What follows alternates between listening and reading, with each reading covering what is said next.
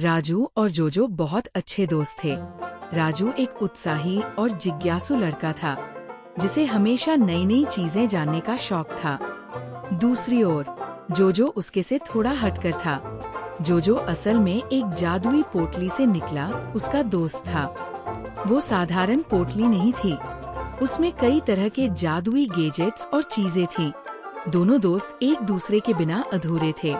जहाँ राजू नई नई जगह खोजने और रोमांच के लिए तैयार रहता, वही जोजो उसे गाइड करने और मुश्किलों से निकालने के लिए हमेशा तैयार रहता। राजू अपनी छुट्टियों में बोर हो रहा था। कुछ नया करने की सोचते हुए उसने अपने दोस्त जोजो को बुलाया। तभी जोजो ने एक रहस्यमयी किताब निकाली।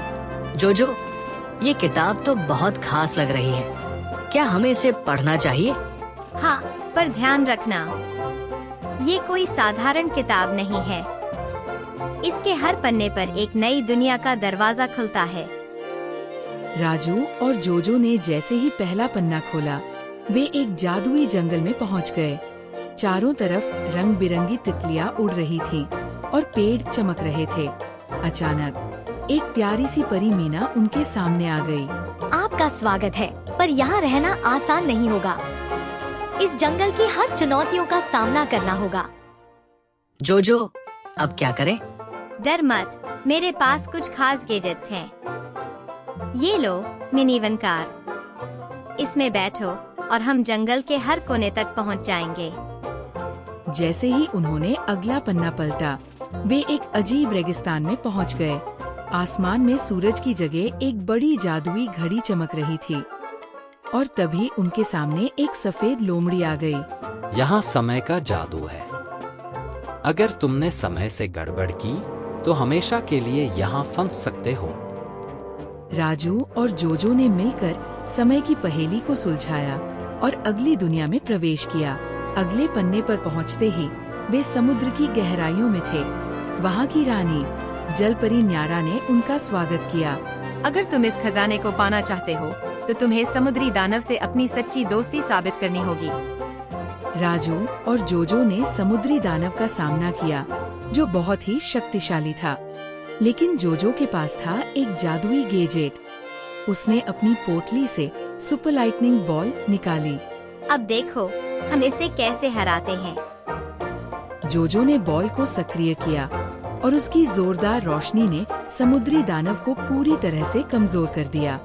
राजू ने तुरंत कहा, अरे वाह जोजो, तुमने तो कमाल कर दिया। राजू और जोजो ने अपनी दोस्ती की ताकत से दानव को दिखाया कि वे भरोसेमंद दोस्त हैं।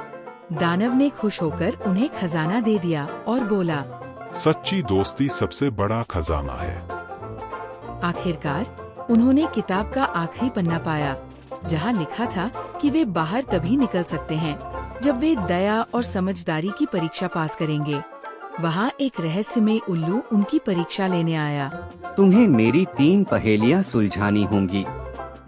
सच्ची समझदारी और दोस्ती दिखाओ। राजू और जोजो ने उल्लू की पहेली को हल करने के लिए 3 चुनौतियां स्वीकार की। पहली पहेली है, मैं बिना पंखों के उड़ता हूँ, बिना मुंह के बोलता हूँ, क्या हूँ मैं? ये तो बहुत आसान है, ध्वनि आवाज। दूसरी पहेली, मुझे सब कुछ याद रहता है, फिर भी मैं हर पल बदलता हूँ, क्या हूँ मैं? यह तो समय है। आखिरी पहेली, मैं जितना ताजगी में रहता हूँ, उतना ही फीका भी हो जाता हूँ, क्या हूँ मैं? ये पानी है। तुमने ये पहेलियाँ हल की। तुम सच में सच्ची दोस्ती और समझदारी के प्रतीक हो। और इस तरह राजू और जोजो ने अपनी दोस्ती और समझदारी से उल्लू को हराया। राजू और जोजो ने मिलकर कठिन पहेलियों का हल खोजा और आखिरकार वे किताब से बाहर निकल आए। कहानी आपको पसंद आए तो लाइक और सब्सक्राइब जरूर करना।